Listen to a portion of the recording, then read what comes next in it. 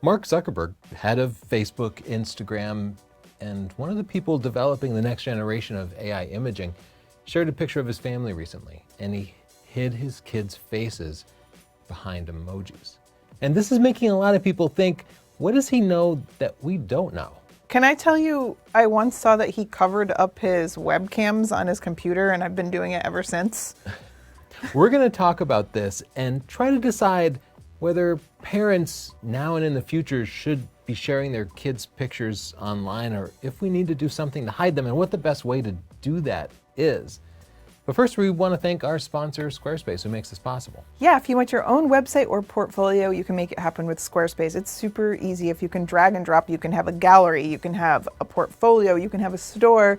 Don't take my word for it. Go to squarespace.com/Chelsea. You can get a 14-day free trial. And if you love it, use the coupon code Chelsea to get 10% off. Thanks, Squarespace. So the hottest topic in photography lately has been AI imaging. Yeah. And what we've kind of known at this point is you can put a few words into Midjourney or an AI image generator, and whatever you can imagine will just pop up a realistic image of it. The next generation of AI imaging includes real human beings.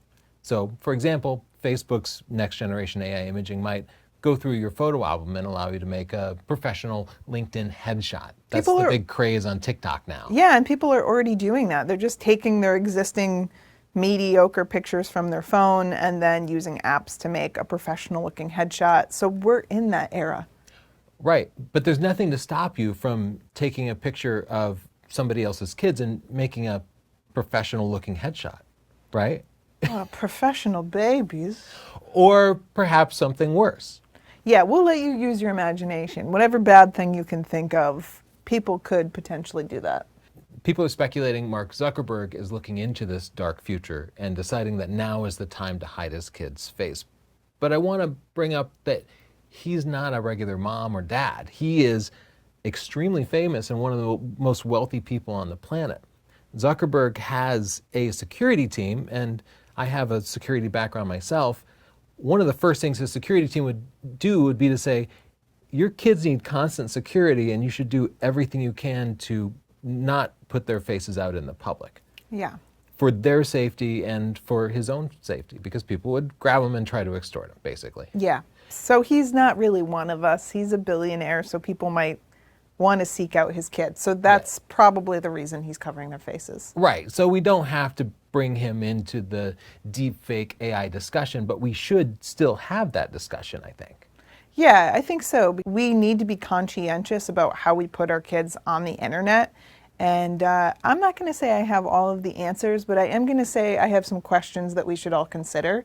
So let's get into that. Well, we have a daughter who's 19 now. Yeah. And throughout her life, speaking for myself, I regularly shared pictures publicly of her. I also shared pictures of my dogs and the birds in the bird feeder and every nice sunset, because that's what I did. Yeah. I was a photographer, but everybody is a photographer now. And I never thought about it. I never thought of any kind of downside. No, I didn't either. And, you know, you just want to share the things that you think are beautiful and the things that you love. And like you said, that could be your pet or a sunset or your flower garden, most likely your kids. But I think if you're a person that's just thinking innocently, you don't think of the downside at all. You just think, oh, everybody else is going to think this is cute too. So no, we did not hide our daughter. In fact, we made her a part of it, not understanding that we would end up with 1.6 million subscribers. I mean, that was not a part of our original plan. So it's not like we thought that would be a thing. But based on our actual experiences, looking back, I would do things different. Yeah, I would too. And that's part of why I wanted to have this podcast, because I would not do what I did. And we just had a conversation with Madeline. Yeah, I just called her up to ask her experience. And what did she say? She said that a lot of weirdos contacted her because they knew her through our social media, and that a lot of weirdos still contact her today. And I have had many discussions with her about how she should not friend those people or respond to them or talk to them. And she said she's just never engaged with them because we've talked to her about it. But I do feel an obligation to talk about the subject, even though it's super uncomfortable. I didn't want to talk about it. Yeah. But then I'm like, I have this experience where I know what it's like when you don't intend to overshare your kid and you do. And I'm not here to shame. I'm not here to judge. I'm not here to tell anyone how to parent. But I do want to talk about our experience and at least have you consider what we've experienced. So you just said we shared pictures of our daughter, and that led to people finding her on the internet and being weird with her online. Yeah. But she immediately shut them down, simply ignored them. Right. And I would say, perhaps I'm just comforting myself, but I think all the kids out there are going to be contacted by creeps, and kids today need to be taught how to deal with it either way. Yeah, I think that even if we didn't have a big following, there would have been creeps contacting her, but that was magnified by that. Right. And I do think it's something everyone has to consider. Like, you're making your kid a target. Who would ever think that? What normal person would ever think that was a possibility? It's a horrible thing to think about. Well, it is scary, but our daughter made it to 19 and nothing bad happened. Yeah, I'm knocking on wood. I get just so nervous. But I mean, you can think of the worst case scenario, but there's other things that can happen that can be unpleasant. So another thing that I asked her was like, what about kids at school? Like, did they talk about it? And she said, yeah, some kids talked about it a lot. And I asked her, was it embarrassing? And she was like, I don't let that stuff get to me. She's very laid back. That might not be the case for other people's children. Right. And I've looked into this. I've read articles and studies and interviews, and some kids get severely bullied. Some kids are targets, you know. You do have to consider that it's not just your own warm, loving eyes viewing this content. But I think people will continue to share pictures of their kids. And even though I was one of the people who decided to share pictures of my kids, I had to reflect and say, why would somebody, like, what was the benefit of it? And I think for me, I just wanted to be able to just share myself and what was going on with my life with whoever wanted to see it.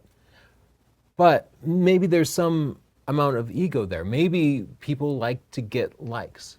And you could share something privately with just, your 8 closest family members and friends, and then at most you're going to get 8 likes. But I think most people like to see that TikTok video that blows up and they get 10,000 or 100,000 likes. And that might be what motivates people to share things publicly. Well, it's proven that it gives you dopamine. I think it's so perfectly natural to want to share your friends and your family with the whole world. Like, who is more beautiful to you than your own children? But especially if they do something funny and like it's some kind of joke. Yeah. But now it's 2023 and we kind of have to consider the dark side. So there are positives, but maybe there's some drawbacks. Well, hasn't the instinct always been the same, but the medium has been different? Like, we've always shared family photos, but you'd open up the album when people came over and been like, oh, look at this. Johnny's in Disney and he dropped his ice cream cone. And even your kid was embarrassed then. They're like, Mama, please don't share that. You're sharing it with like the 3 people that came to your house. I don't think we ever mentally prepared for what it would be like to be able to share your family album with 800 people or 10,000 people. So it's just different. So we have to think it through a little bit more. Well, let's talk more about the implications. And I want to kind of assess the risk. I'll also talk about how I think society and technology will change in the future to sort of adapt to those dark elements and hopefully block them out. Because I don't think the future is as dark as people are imagining it right now. We're still forever optimists. So we think that though this subject has some doom and gloom in it, there are some hopeful spots as well. One of them being that you could get a Squarespace for free for 14 days. Do you like that? That was an artful little plug for you? Yes, and put up whatever pictures you like of it. Completely control your web presence. You can get your own domain. Like I have northrupphotography.com. You have chelseanorthrup.com. Head to squarespace.com/Chelsea, and that gets you that free trial. So you can just set it up, see if you love it, which I bet you will. And if after the free trial you want to continue, the coupon code Chelsea will get you 10% off. So thank you, Squarespace. I am currently the parent of a teenager, and I have been the parent of a teenager for 6 years now. Yeah. And I want to bring up a point that parents don't have complete control over their kids. And everybody who's a parent of a teenager out there is like nodding their head. Yeah. Like, You can say, I am not going to share any pictures of my kid online. But what you can't do is stop your kid from sharing pictures of themselves online, unless you set up like The Village, like M. Night Shyamalan's movie, and you get the Could we? FAA to redirect airplanes out of sight, and Yes. you raise them thinking that it is 1642. It's not a bad idea. I will think through this. Yeah, we're not giving parenting advice, but we are saying we don't think that you can 100% control your children. If you do, like, you're just going to mess them up in some new kind of way. So you can't stop your kids from appearing online, I don't think. You really can't. Like, you drop your kid off at a birthday party, and one of their friends might post a picture of them online. If you take your kid to a soccer game because sports are good for them, there's probably going to be a photographer on the sideline, and maybe they're just photographing their kid, but your kid is defending. I know this because I was always the photographer on the sideline, and I often ended up sharing pictures of other people's kids just incidentally. Yeah.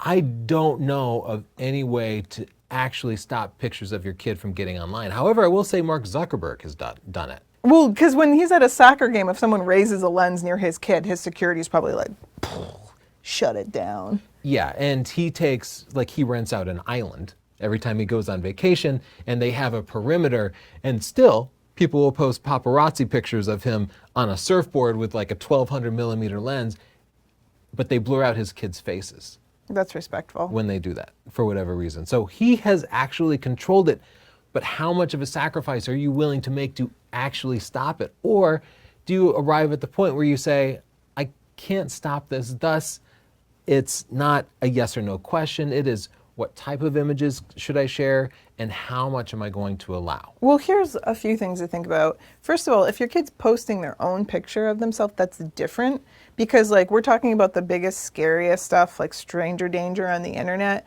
but there's a whole other issue of you embarrassing your own children with the stuff you post. And, like, it's not the scariest thing, but there have been instances where kids grow up and then they're very furious with their parents for posting private, embarrassing things on social media. And there's even an instance of a woman suing her parents because they posted private pictures on Facebook and they refused to take them down. And she felt like it was a violation of her privacy. So this is like, that's an extreme example, but it's another thing to consider. Like, them posting themselves, at least they're making the decision to do that. Now, when I called Madeline before this podcast and we talked, she said, you know, I just didn't respond to the weirdos because we talked about it. Yeah. That's another option. Like, you might not be able to stop it, but you can educate your kids. And that's being a parent. You can't control everything in their lives. You educate them, you do your best, and then you kind of hope everything works out. So if you're familiar with the serenity prayer, God grant me the serenity to accept the things I cannot change. And I think pictures of your kids appearing online is one of those things you cannot change. Unless you're Mark Zuckerberg. Right. But the courage to change the things I can and the wisdom to know the difference. Some of the things you can change, like you said, are the images that you share. And when I look back at the images I did share of Madeline, they were pretty much all her being really cool. Like, she was kicking the ball in soccer, or she was on vacation somewhere, like, and you just had a conversation. It didn't seem like she said, oh man, I was so upset when you shared this picture of me, because I never shared a picture of her crying. Well, people will post videos of their kids, like, talking to themselves while they play, you know, like a private moment, or like singing or something. Yeah. Now, I was not that type. You call it sharenting, right? Yeah, they've called it sharenting, where you overshare. But I will say, before I posted pictures of Madeline when she was a little bit older, I'd always ask her. I'd say, can I post this on Facebook? And she would say yes or no. So you could just ask your kids. Yeah. Now I want to reflect upon my own background in information security. Yeah. I was doing IT stuff in the late 90s. That's how long I've been at this, working for ISPs, and it was a constant cat and mouse game. And none of this is actually new. There have been existing processes for at least 25 years now, where something gets posted on the internet, it gets reported, the powers that be communicate it, and it gets taken off the internet. Yeah. And that has continued to escalate as bandwidth has increased, as technology has become more accessible. And now that we're moving into an era where you don't have to be a visual effects wizard or Photoshop expert to stick somebody's face on another piece of footage, it's going to be much simpler. It's going to become more widespread. But I also believe the controls to stop the movement of that across the internet will become more widespread. Yeah, I think it's also too generally damaging of technology to not have them try to fix it. Right. Because it could be used to like sway elections. It could be used to make famous people say dangerous things. Like, it's very dangerous technology. So we have to figure out a way to combat it. We'll bring up Zuckerberg. He seems to like money, right? Yeah. What if the world goes to a place where nobody will put any of their pictures on Instagram or Facebook? He would lose money. Yeah. Thus, he is going to be financially motivated to put in some systems that will make sure that it does not suffer from widespread abuse. And if you want to know what the future is in a capitalistic society, you just look at what keeps making people money. Yeah. So I do believe there will be an answer to everyone's greatest fears. And that does not mean that it's going to be 100%. No. There will be some holes in the dam. Stuff will trickle through. And that will be awful, and then people will scramble to fix it. And that's why that has been the story from the beginning of time with security. You figure out a vulnerability, you patch it shortly thereafter. And I also want to bring up one potential here. Now, if you scroll TikTok, which we both do, what percentage of people there have some filter on their face? Almost all of them. They probably look a little bit more beautiful, or sometimes they look a little bit more old. But people there are not themselves, right? No, and it's interesting because we're already accustomed to this idea of having a fake face that we identify with. So why not take it a little bit further? I totally see a future where you could share a picture of yourself with your kids on Facebook.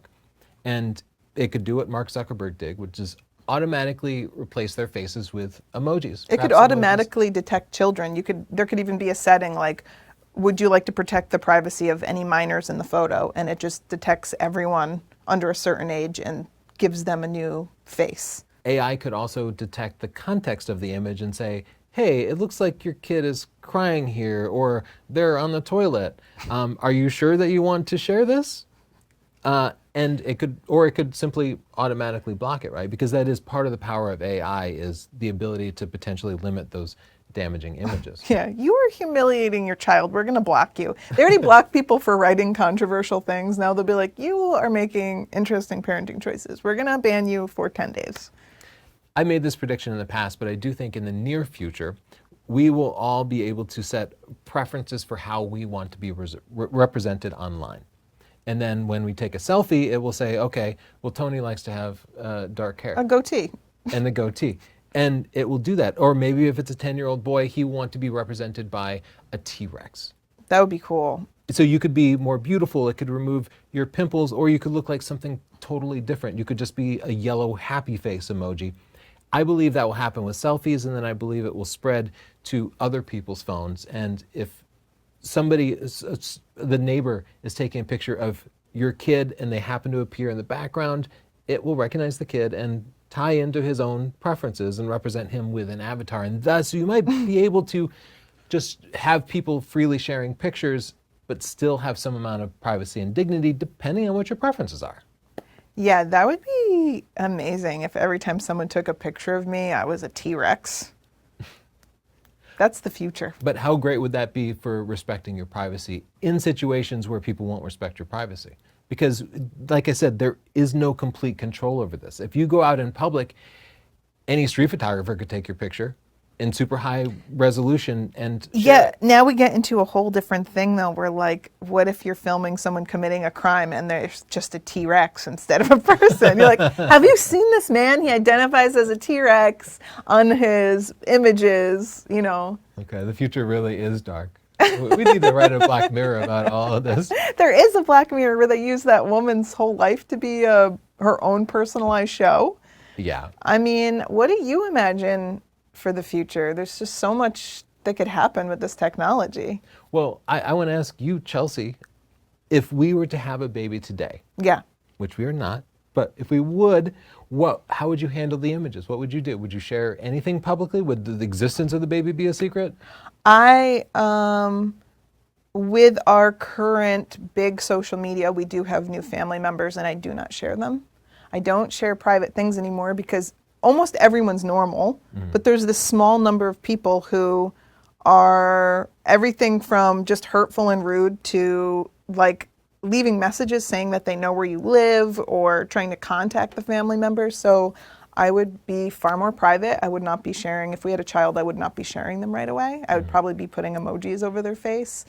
And yeah, I'd keep their pictures in our personal life far more private. I think that when we originally started this and I was such an open book, I was very naive and I imagined everyone was like me. Yeah. And that they were going to see me being vulnerable and be nice about it. And I've since learned that that's not really what happens. And so I don't really share so much anymore. Yeah, we all kind of assume that other people are like us, and you are a nice and honest and good and non-creepy person, and thus you kind of assume that everybody was out there. Yeah. And I never expected to achieve any level of public notoriety, No. and thus I did not think, I thought I can share pictures of my daughter and nobody will care. Yeah. Simply nobody will take notice. But I agree with you. If we were starting over today, I would simply hide all the images, even though I just talked about all these things that will mitigate that. Yeah. They're not here yet. I would not share those pictures, but at the same time, I would not freak out trying to stop the flood of any images on the internet. I wouldn't be getting mad at my neighbors if my kid appeared in the background of a birthday party photo or something. I would just let some of that slide out of control and try to be chill about it.